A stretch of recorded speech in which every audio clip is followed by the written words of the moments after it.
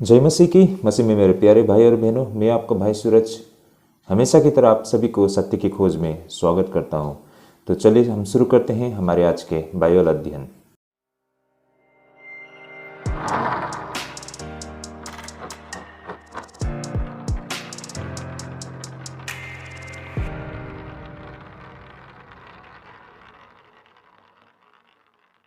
तो भाई और बहनों, एक बार फिर से आप सभी को स्वागत है सत्य की खोज में। तो भाई और बहनों, आज का जो हमारा बाइबल अध्ययन करने का रहेगा वो मत्ती रचित सुसमाचार 24 अध्याय से रहेगा। भाई और बहनों, आज से हम 24 अध्याय शुरू करने जा रहे हैं। इससे पहले कि जितने भी हमारे बाइबल अध्ययन है आप हमारे प्लेलिस्ट से देख सकते हैं। हम बिल्कुल chapter to chapter, verse to verse Bible अध्ययन करते हैं और हमारा जो अध्ययन होता है वो बिल्कुल व्यवहारिक प्रैक्टिकल टीचिंग पर आधारित होती है। और आज का जो हमारा बाइबल अध्ययन करने का रहेगा वो मत्ती रचित सुसमाचार 24 अध्याय 1 से लेके 2 पद और फिर 15 से लेके 22 पद। कुल मिलाकर आज हमारा 2 विषय रहेगा। पहला विषय रहेगा पवित्र शहर क्यों विनाश हो गई थी। तो ये कौन सा पवित्र नगर के विषय में हम बातें कर रहे हैं और ये पवित्र नगर आखिर क्यों विनाश हो गया था, इस पर आज हम चर्चा करेंगे। तो भाई और बहनों, अंत तक बने रहिएगा। काफ़ी रोचक विषय है भाई और बहनों, और विदाउट स्किप करके देखिए वरना हम कड़ी को जोड़ नहीं पाएंगे। साथ ही हमारे इस चैनल को सब्सक्राइब भी करें ताकि आप तक सही समय पर नोटिफिकेशन पहुंच सके। तो चलिए हम शुरू करते हैं हमारे बाइबल अध्ययन। सबसे पहले हम वचन को पढ़ते हैं। 24 अध्याय 1 और 2 पद मत्ती रचित सुसमाचार से। तो आइए हम पहले वचन को पढ़ लेते हैं। जब यीशु मंदिर से निकलकर जा रहा था तो उसके चेले उसको मंदिर की रचना दिखाने के लिए उसके पास आए। उसने उससे कहा, क्या तू यह सब नहीं देखते? मैं तुमसे सच कहता हूँ, यहाँ पत्थर पर पत्थर भी न छूटेगा जो ढाया न जाएगा। ओके, आमेन। तो भाई और बहनों, इस तरह हमारा आज का जो विषय है, पवित्र शहर आखिर क्यों विनाश हो गई थी। तो यहाँ पर हम देख पाते हैं प्रभु यीशु मसीह अपने शिष्यों के संग मंदिर परिसर से निकल ही रहे थे कि प्रभु यीशु मसीह के चेलों ने प्रभु यीशु मसीह को मंदिर की भव्यता की ओर आकर्षित करने के लिए कोशिश की। उन्होंने शायद प्रभु यीशु मसीह को कहा होगा कि हे गुरु, देखिए इस मंदिर की भव्यता को। तो भाई और बहनों, आज के अध्ययन में हम इन बातों को समझने के लिए कोशिश करेंगे कि आखिरकार प्रभु यीशु मसीह के चेले प्रभु यीशु मसीह को क्यों उस मंदिर की ओर ध्यान केंद्रित करने के लिए कोशिश कर रहे थे, उसके पीछे उनका क्या नियत था। इन सारे बातों को हम समझने के लिए कोशिश करेंगे। तो जब हमने देख पाया है कि प्रभु यीशु मसीह के चेले ने प्रभु यीशु मसीह को मंदिर की ओर आकर्षित करने के लिए कोशिश की, तो प्रभु यीशु मसीह का उत्तर कुछ इस प्रकार था, तुमसे सच कहता हूँ, ये पत्थर पर पत्थर भी न छूटेगा जो ढाया न जाएगा। तो इस तरह की उत्तर प्रभु यीशु मसीह का कहना था। तो भाई और बहनों, आखिर प्रभु यीशु मसीह ने ऐसा क्यों कहा और इसके मायने क्या है, तो इन सारे बातों को लेकर आज हम चर्चा करेंगे। तो पवित्र शहर आखिर कौन सा शहर के विषय में कहा गया है और ये मंदिर जिसको ढाया गया है, इसके विषय में हम आज चर्चा करेंगे। तो भाई और बहनों, जैसे कि हम इस घटना में गौर फरमाते हैं तो हमें ये ध्यान में आती है कि शायद प्रभु यीशु मसीह के चेलों में से कुछ ऐसे चेले होंगे जो अक्सर यरूशलेम नहीं आया करते होंगे, क्योंकि ये स्वाभाविक है कि प्रभु यीशु मसीह के चेले आमतौर पर वो गलील के थे और दूर दराज में रहा करते थे, और साथ ही वे लोग ज़्यादातर मछुआरे होते थे, जैसे कि हम सबको पता है। और यही कारण उनकी समझ उन बड़े शहर से ज़्यादा झील के किनारे के नगरों को लेकर उनकी अच्छी समझ थी। भाई और बहनों, इसे हम अपने स्तर पर इस प्रकार समझ सकते हैं कि मान लीजिए एक छोटी सी नगर से कोई व्यक्ति लंदन के एक बहुत ही बड़े शहर में या महानगर में आप पहुंचते हैं तो उनकी सोच, उनकी नज़रिया बिल्कुल अलग हो जाती है। और जब वो लंदन के एक बड़े से महानगर में पहुंचते हैं तो वहाँ पर जो कुछ भी महानगर में दिखाई देती है या उसे दिख पड़ती है, उसे देखकर वे दंग रह जाती है। तो शायद कुछ इसी प्रकार उन शिष्यों का भी उस वक्त ऐसा ही कुछ उनका अनुभव भी रहा होगा। और भाई और बहनों, ये बिल्कुल स्वाभाविक और व्यवहारिक बातें हैं। जैसे आमतौर पर छोटे नगर के लोग होते हैं ना, जब वे किसी बड़े नगर में जाते हैं तो उनका भी कुछ ऐसा ही अनुभव होता है। मैं खुद नॉर्थ ईस्ट से रहने वाला हूँ और हमारा यहाँ इतनी बड़ी बड़ी महानगर नहीं है, तो हम किसी भी निकटतम महानगर में जाते हैं तो पहली बार है ना, हमारी नज़रिया, हमारी मतलब जो एक्सपीरियंस वो कुछ अलग होता है। मैं भी जब पहली बार दिल्ली महानगर में गया था 1998 समथिंग 2000 के आसपास होगा शायद, जब मैं पहली बार दिल्ली महानगर में गया था तो वहाँ पर जाने पर मैंने जब वहाँ के जो ऊंचे ऊंचे इमारत को देखी तो मतलब मेरा अनुभव कुछ अलग था, है ना। कभी भी मैंने इतना मतलब बड़ी बड़ी इमारतों को मैंने नहीं देखा था, जो 100 स्टोरेज ना, 50 स्टोरेज, 60 स्टोरेज बिल्डिंग्स मैंने कभी नहीं देखा था, क्योंकि हमारे जो शहर में हार्डली 6 स्टोरेज या 5 स्टोरेज बिल्डिंग आमतौर पर होती है। तो जब किसी महानगर में जाते हैं तो चौड़ी चौड़ी जो सड़क होते हैं, है ना, बड़ी बड़ी गाड़ियाँ दिखाई देती है और ऊंची ऊंची इमारत दिखाई देती है और चारों ओर कलरफुल, है ना। तो मतलब कुछ बिल्कुल अलग अनुभव होता है ना, मतलब बहुत अच्छा लगता है। जितनी मतलब हम आगे बढ़ते हैं उतना ही कुछ एक नया दिखने को मिलता है। तो ओबियसली हम खुद भी मतलब उन सारी चीज़ों को एंजॉय कर रहे होते हैं, नए नए चीज़ों के एक्सपीरियंस कर रहे होते हैं, और हमारे साथ अगर कोई गए हैं तो उनके साथ भी हम इन्हीं एक्सपीरियंस को शेयर किया करते हैं ना। मतलब जो कुछ हमने देखा है उस पर हम चर्चा करते हैं, है ना, और उन सारे चीज़ों को किस तरह तैयार किया गया है उनको लेकर हम चर्चा करते हैं, उसमें जो कलाकारी है उस पर हम चर्चा करते हैं। तो यही कुछ उस वक्त भी प्रभु यीशु मसीह के चेलों के साथ मतलब हो रही थी होगी, क्योंकि हम सब जानते हैं वे लोग आमतौर पर गलीलियन है ना, और गलील में भी वो दूर दराज में रहने वाले शायद होंगे, और आमतौर पर वे लोग एकदम साधारण व्यक्ति लोग थे, जैसे कि मछुआरे, है ना। तो ओबियसली उनका यरूशलेम में आना जाना इतना नहीं होता था होगा, और आज के ज़माने की तरह नहीं है। आज तो हमें कहीं जाना हो तो मतलब हम आसानी से जा सकते हैं ना, क्योंकि आज के ज़माने में बहुत सारे ट्रांसपोर्टेशन है ना, जैसे कि हम फ्लाइट से जा सकते हैं, ट्रेन से जा सकते हैं, गाड़ियों से जा सकते हैं, बहुत ही तेज़ी से, बहुत ही जल्दी किसी भी स्थान में हम पहुंच जाते हैं। लेकिन उस ज़माने में एक स्थान से दूसरे स्थान जाने के लिए साधन नहीं थी और बहुत लोगों को समय लगता था। तो यही कारण है कि आमतौर पर उस ज़माने में लोग इतनी आसानी से मतलब इतने दूर दूर मतलब ट्रैवल नहीं किया करते थे, और आमतौर पर ये लोग हम देख पाते हैं कि सारे लोग मछुआरे थे। तो अपने जीवन में वो लोग शायद काफ़ी व्यस्त होंगे इन्हीं मतलब प्रोफेशंस को लेकर ना, इन्हीं अपने कामों को लेकर वो शायद व्यस्त रहते थे, और उनके पास इतना समय नहीं होता हो कि वो यरूशलेम में मतलब हमेशा आया करे। तो प्रभु यीशु मसीह के चेले वैसे भी वे लोग साधारण लोग थे, हम कह सकते हैं ना। तो हार्डली उनमें से कुछ बहुत ही थोड़े लोग होंगे जो यरूशलेम आए होंगे, उन्होंने मंदिर को मतलब इतने करीब से देखा होगा या फिर इतनी बारीकी से देखा होगा।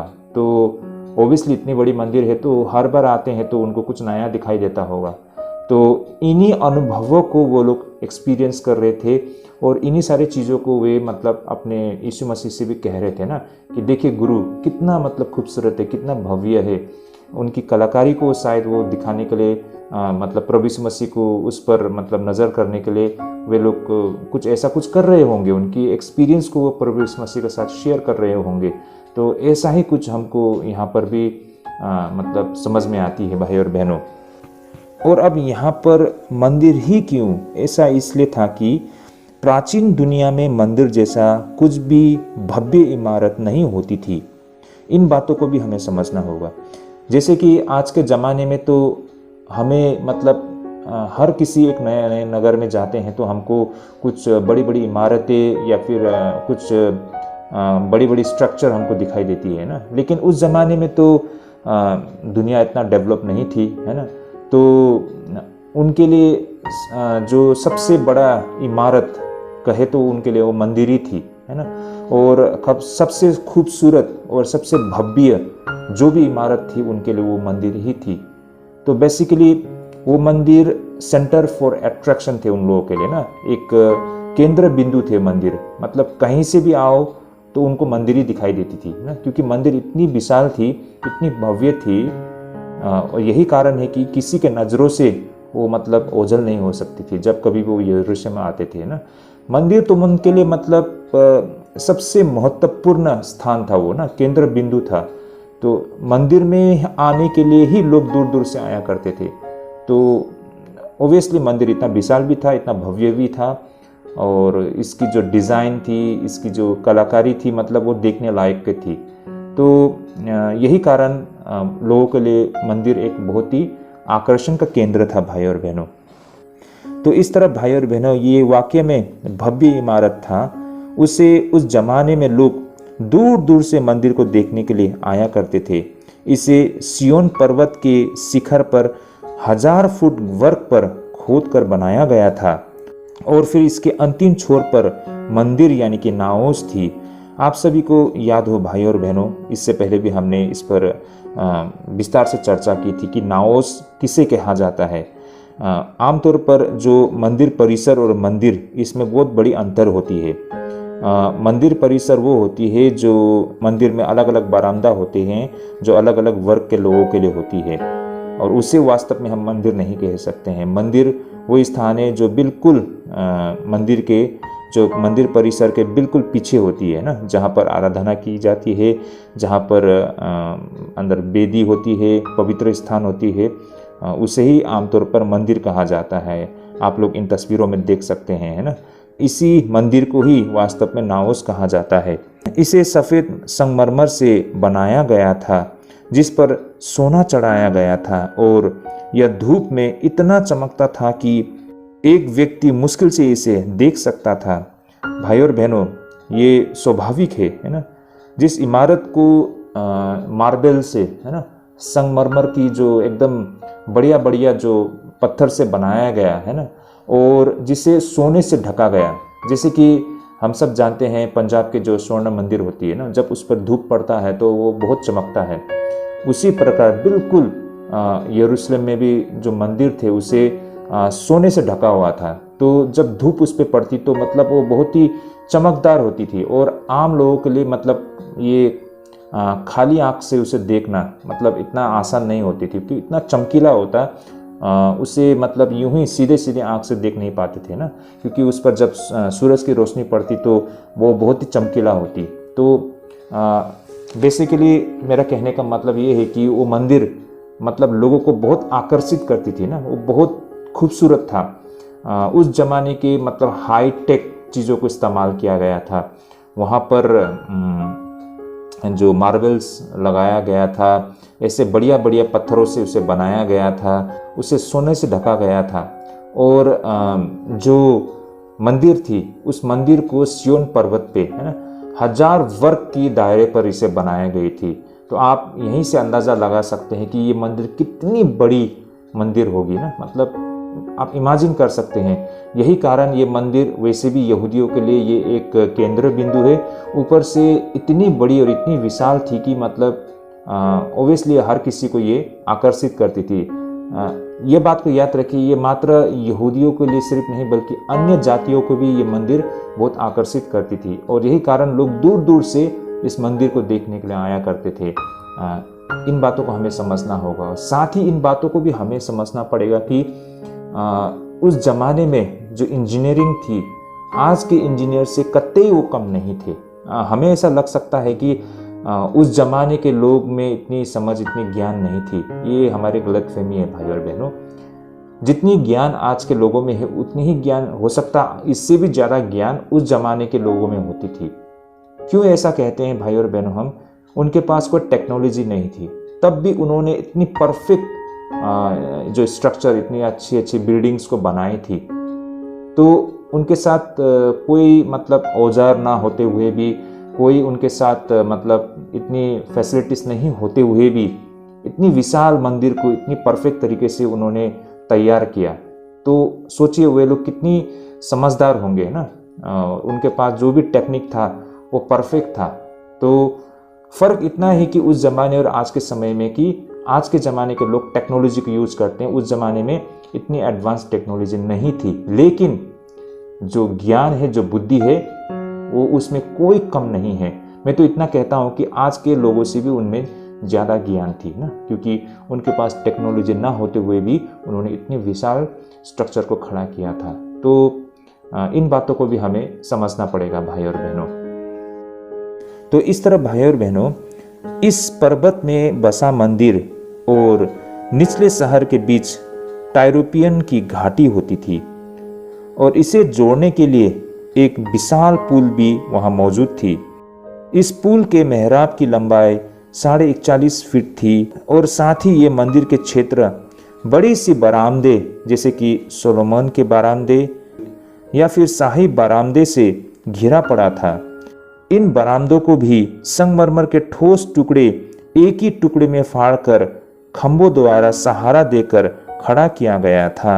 वे सारे 37.5 फुट ऊंचे थे और इसकी मोटाई 3 व्यक्ति एक साथ जुड़कर मुश्किल से उनके चारों ओर अपनी बाहें डाल सकती थी।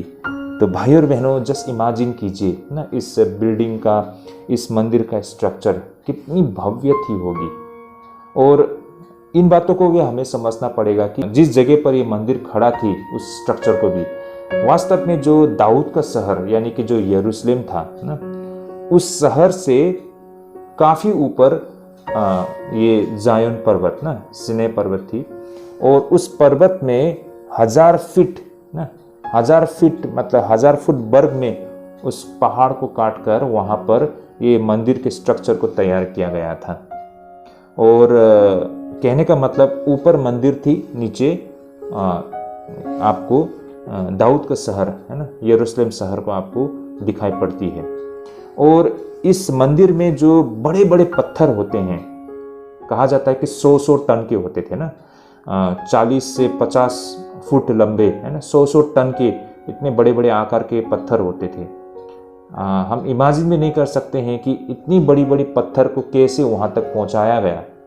और ऐसे ऐसे पत्थर होते थे, ऐसे ऐसे मार्बल के टुकड़े होते थे कि उसको एक ही पीस में, कहीं पर भी उसको कट नहीं किए गए हैं, एक ही पीस ना, उसको सॉलिड पीस से वहाँ पर उसको फिट किया गया है। और जहाँ वो खंबे होते थे ना, उस खंबे को 3 लोग इस तरह से बाहें डाल के 3 लोग बमुश्किल से अपने हाथों को जोड़ पाते। तो आप इमेजिन कीजिए कि कितनी बड़ी बड़ी जो उसके पिलर ना, जो उसके खंबे होते थे, और ऐसे हजारों खंबे थे वहाँ पर। तो इतना भव्य, इतना विशाल ये मंदिर थे, यहीं पे हम इमेजिन कर सकते हैं। और इसी मंदिर को और जो दाऊद के शहर है ना, जो यरूशलेम शहर, उसे जोड़ने के लिए एक वहाँ पर घाटी थी। उस घाटी पर एक विशाल एक पुल भी थी, एक ब्रिज भी थी, जहाँ से लोग गुजरते थे। इन सारी तस्वीरों में आप देख पा रहे होंगे। तो भाई और बहनों, ये थी मतलब मंदिर की बैकग्राउंड ना, उसके आसपास के जो ज्योग्राफिकल जो आइडियाज़ में बिल्कुल छोड़कर मैं आप सभी के साथ शेयर कर रहा हूँ। और हम यहाँ पर ये भी देख सकते हैं कि मंदिर के कोनों पर कोन के पत्थर रखा गया था, जिसके विषय में मैं बोल रहा था पहले भी, जिसकी लंबाई 20 से 40 फुट तक होते थे और जिनका वजन 100 टन से अधिक होती थी। भाई और बहनों, इन पत्थरों को कैसे काटा गया, मैं यही बातें आपको पहले भी कह रहा था कि इसे किस तरह तैयार किया गया था और किस स्थिति में यहाँ पर पहुँचाया गया था। यह प्राचीन इंजीनियरिंग की रहस्यों में से एक है भाई और बहनों। यही कारण इसमें कोई आश्चर्य नहीं है कि गलीलियन मछुआरे यानी कि प्रभु यीशु मसीह के चेले, जब उन्होंने इस मंदिर को देखा ना, इसकी भव्यता को देखा, तो वे अपने आप को रोक नहीं पाए ना। यीशु का ध्यान अपनी ओर आकर्षित किया, जैसे कि हम एक पद में हम देख पाते हैं ना, जब यीशु मंदिर से निकल रहा था तो उसके चेले उसको मंदिर की रचना दिखाने के लिए उसके पास आए, है ना। तो शायद वो दौड़ दौड़ के आए और कहे होंगे, हे गुरु, हे प्रभु, देखिए इस मंदिर की भव्यता की ना, इस मंदिर की कलाकारी को देखिए, कितना विशाल है, कितना भव्य है। तो शायद कुछ इस तरह उन्होंने अपनी बातों को प्रभु यीशु मसीह के समक्ष रखा होगा। इस पर प्रभु यीशु मसीह का उत्तर हमें दिखाई पड़ता है और प्रभु यीशु मसीह क्या बोलते हैं, इन पत्थरों में से एक भी दूसरे पर खड़ा ना रहेगा। अब ये बातें प्रभु यीशु मसीह ने जो कही, इसके क्या मायने थे, है ना, और ये जो प्रभु यीशु मसीह ने कहे थे, ये किस तरह पूरा होता है, इस पर हम आगे चर्चा करेंगे। तो भाई और बहनों, यहाँ पर हम देख पाते हैं कि प्रभु यीशु मसीह इन बातों को लेकर बिल्कुल 100% सही थे। जैसे कि हम देख पाते हैं कि जो बातें प्रभु यीशु मसीह ने यहाँ पर कही, ये बातें विद्रोही हठधर्मी के कारण चिढ़कर शांति के सभी प्रयासों को छोड़ दिए और विनाश की ओर मुड़ गए। नतीजा ये था कि यरूशलेम शहर और मंदिर को पूरी तरह से बर्बाद कर दिया गया था। इस तरह प्रभु यीशु मसीह की भविष्यवाणी सचमुच में सच हो गई थी।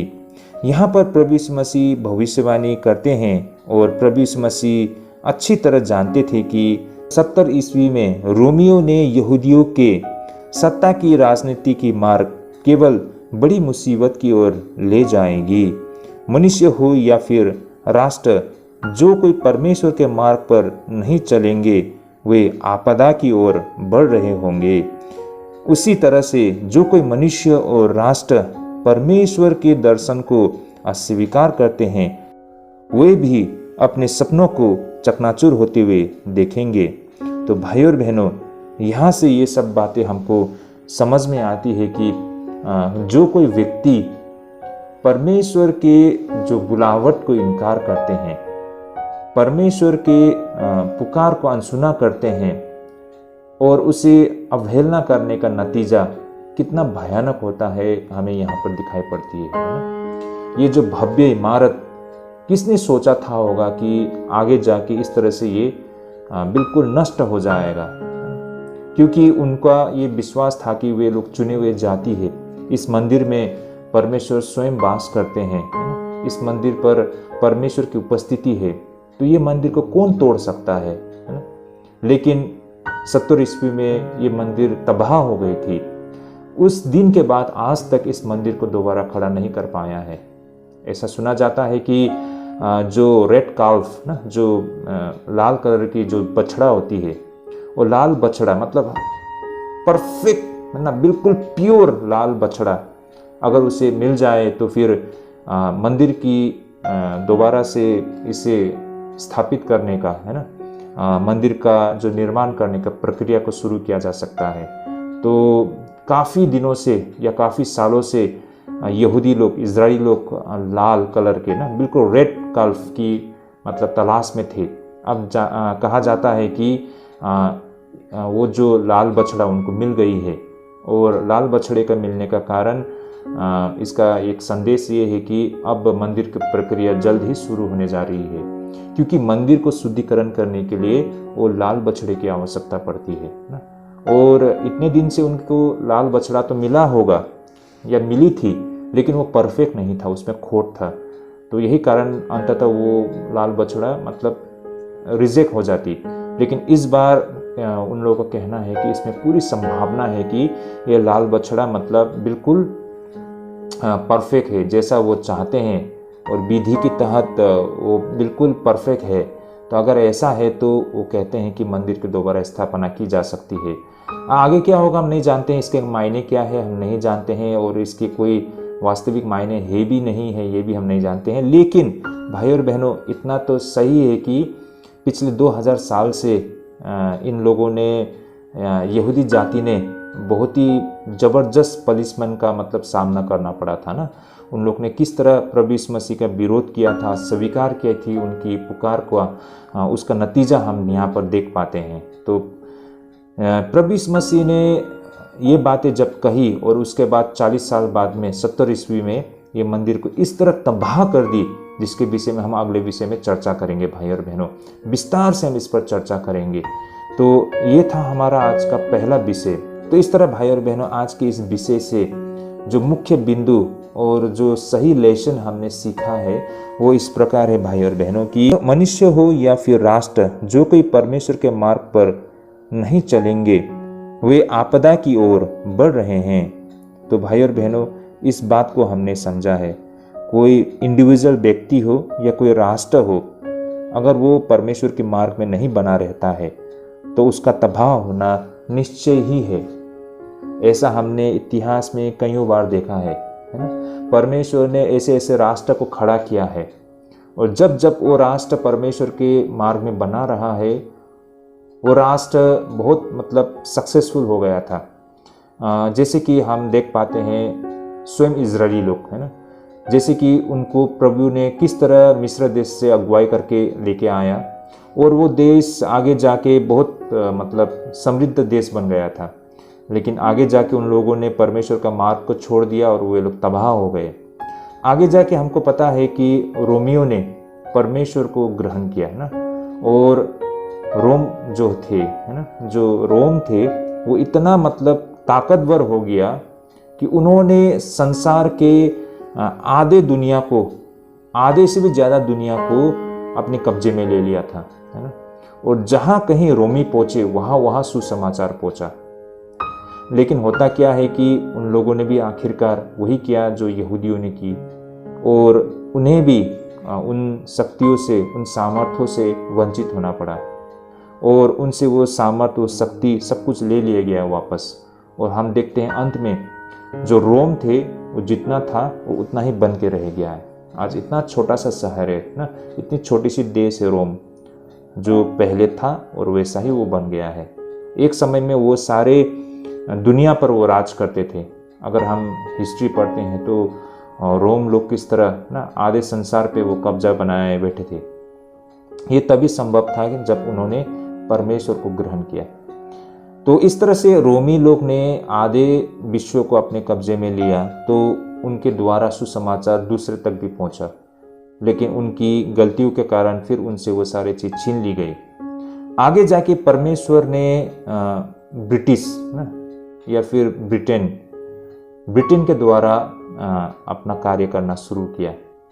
देखिए, परमेश्वर कार्य कभी नहीं रुकता है, परमेश्वर का कार्य निरंतर आगे बढ़ते रहता है।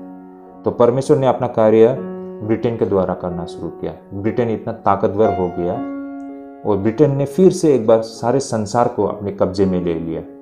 तो इस तरह से जहाँ जहाँ ब्रिटिश पहुँचे वहाँ सुसमाचार भी पहुँची, है ना। लेकिन हम सब जानते हैं अंग्रेज लोगों ने भी फिर वही गलती की, है ना। उन्हें अपना मनमर्जी करना शुरू किया, लोगों पर अत्याचार करना शुरू किया। तो फिर परमेश्वर ने उनसे भी वो उनकी जो सामर्थ थी वापस ले ली, है ना, और वे लोग जहाँ थे वहीं पहुँच गए। आज देखिए, इंग्लैंड इतना छोटा सा देश है ना, मतलब इतना छोटा सा बन के रह गया है। वो जैसे थे वैसे ही बन गए। एक समय में वो सारे विश्व पर वो कब्जा करते थे, लेकिन आज एक छोटा सा देश बन के रह गया है। उसके बाद परमेश्वर ने क्या किया, ये कार्य को आगे बढ़ाया अमेरिका के द्वारा। अमेरिका यूनाइटेड स्टेट कैसे करके वो अस्तित्व में आया हम सब जानते हैं ना। देखिए, उसे अस्तित्व में लाने वाले लोग परमेश्वर के अच्छे भक्त लोग थे, जो इंग्लैंड से निकलकर अमेरिका आए थे, है ना। क्योंकि हम सब जानते हैं इंग्लैंड एक भ्रष्ट देश बन चुका था। अंत के समय में इंग्लैंड मतलब बहुत अत्याचारी और बहुत भ्रष्ट हो गए थे। परमेश्वर ने अपना काम वहाँ से शिफ्ट किया अमेरिकन लोगों के बीच में, है ना। एक नया राष्ट्र खड़ा हुआ और एक नए लोगों से ये काम शुरू हुआ। तो इस तरह से अमेरिका को परमेश्वर ने फिर खड़ा किया। यही कारण है कि अमेरिका आज दुनिया का सबसे ताकतवर देश है ना, सबसे पावरफुल कंट्री है। और ये तभी संभव हुआ क्योंकि परमेश्वर ने उनके द्वारा कार्य किया, है ना। परमेश्वर अमेरिका के द्वारा सारे जो संसार को बैलेंस करने के लिए कोशिश कर रही है। अगर अमेरिका नहीं होता तो कब का third world war, fourth world war होकर भी मतलब ये दुनिया खत्म हो चुका होता। लेकिन आज भले ही अमेरिका को लोग भला बुरा कहे, लेकिन अमेरिका एक संतुलन बना के रख रहा है दुनिया को। और अगर अमेरिका परमेश्वर के मार्ग में बना रहा तो सही है, अगर वो परमेश्वर के मार्ग में नहीं बना रहा तो फिर अमेरिका का भी वही असर होने जा रहा है जो यहूदियों को हुआ था, जो रोमियों को हुआ था, जो अंग्रेजों का हुआ था, वही अमेरिकन लोगों का भी होने जा रहा है। और मुझे तो आज यही दिखाई दे रहा है कि अमेरिकन लोग भी पतन की मार्ग में है। वहाँ पर भी लोग अब आत्मिकी नहीं रह गए हैं, हर प्रकार की भ्रष्टता हो रही है, वो समझौता कर रहे हैं और अमेरिका भी धीरे धीरे अब पतन की ओर आगे बढ़ रहे हैं। मुझे ऐसा लगता है जिस दिन अमेरिका पतन हो जाएगा तो उसके बाद तो ये दुनिया को बैलेंस करने वाला कोई नहीं रहेगा। तब जाके सही मायने में विश्व युद्ध शुरू होगा, तब जाके मतलब ये दुनिया मतलब बिल्कुल जैसा प्रभु ने कहा ना कि अंत के दिन में एक देश दूसरे देश के ऊपर में चढ़ाई करेंगे, बड़ा बड़ा युद्ध होगा, वो सब हमको शायद दिखाई देगा। ऑफ कोर्स अभी भी युद्ध हो रहा है, लेकिन इसका स्तर बहुत ऊंचा होगा, जो युद्ध के विषय में, अंत के दिन के युद्ध के विषय में बोल रहे हैं। तो इन सारे बातों में हम क्या देख पाते हैं कि परमेश्वर ने समय समय पर अपने कार्य के लिए ऐसे राष्ट्र को खड़ा किया है जहां पर सच्चे विश्वासी लोग थे, उनके द्वारा कार्य किया है। लेकिन जब जब उस राष्ट्र ने या फिर उस राष्ट्र के लोगों ने परमेश्वर के मार्ग को छोड़ा, वो राष्ट्र तबाह हो गया है फिर से। ये एक पुख्ता प्रमाण है हमारे सामने भाई और बहनों। ये सिर्फ हम इजरायलियों के विषय में नहीं बोल रहे हैं, बल्कि हमारी आंखों के सामने में ऐसे बहुत सारे राष्ट्र है या फिर ऐसे बहुत सारे राजनेता है जिन्होंने परमेश्वर का भय माना और परमेश्वर का मार्ग में चले हैं। वे लोग समृद्ध बने हैं और उनके द्वारा परमेश्वर ने कार्य किया है। फिर जब जब उनके राष्ट्र ने परमेश्वर का मार्ग छोड़ा है, वो तबाह भी हो गए हैं। तो ये सारे बातें हमने आज के अध्ययन से समझा है। तो यही बातें प्रभु यीशु मसीह के समक्ष, प्रभु यीशु मसीह के चेले उस मंदिर की भव्यता को दिखाकर प्रभु यीशु मसीह को कह रहे थे कि प्रभु देखिए इस मंदिर को। लेकिन प्रभु यीशु मसीह ने जो बातें कही थी कि एक ईंट पर एक दूसरा ईंट नहीं रहेगा ना, एक पत्थर पर दूसरा पत्थर नहीं रहेगा, मतलब ये मंदिर तबाह हो जाएगा, प्रभु यीशु मसीह ने कहा था। और वो 70 ईस्वी में आकर ये चीज़ पूरा होते हुए हमको दिखाई पड़ती है ना। पूरा वो मंदिर तबाह हो गया था, खत्म हो गया था। तो इससे हमें ये सीख मिलती है कि एक इंडिविजुअल हो या एक राष्ट्र हो, अगर वो परमेश्वर का मार्ग में नहीं बना रहता है, वो तबाह हो जाता है भाई और बहनों। तो चाहे हम इंडिविजुअल हो या हमारा परिवार हो या हमारा राष्ट्र हो, हमारा कलीसिया हो, परमेश्वर का मार्ग में नहीं बनेंगे तो हम छूट जाएंगे। तो ये आज के अध्ययन से हमने सीखा है। होपफुली ये अध्ययन से हमने कुछ अच्छी बातें सीखी है और ये हमारे लिए शायद लाभदायक होगी। अगर आप लोगों को ये समझ में आ रही है और आप लोगों को अच्छा लग रहा है तो कृपया इसे शेयर कीजिए अपने रिलेटिव फ्रेंड्स सभी के साथ, उन तक भी ये सत्य पहुंच सके। तो यही था हमारा आज का पहला विषय। तो ये था हमारा आज का अध्ययन भाई और बहनों। होपफुली आप लोग समझ पा रहे होंगे। इसमें कोई प्रश्न हो तो आप मुझसे सीधे संपर्क कर सकते हैं। और आज के लिए हम यहीं पे स्थगित करते हैं। अगली दफ़ा ज़रूर जुड़िए और हमने जो कुछ समझा और सीखा है इसे अपने फ्रेंड्स, रिलेटिव सबके साथ शेयर कीजिए ताकि उन तक भी ये सत्य पहुंच सके और उनकी आत्मिक जीवन के लिए भी ढेरों आशीष हो सके। तो हम आज यहीं पे स्थगित करते हैं। आप सभी को परमेश्वर ढेरों अगुवाई करे, परमेश्वर आप सभी को ढेरों आशीष करे। जय मसीह की।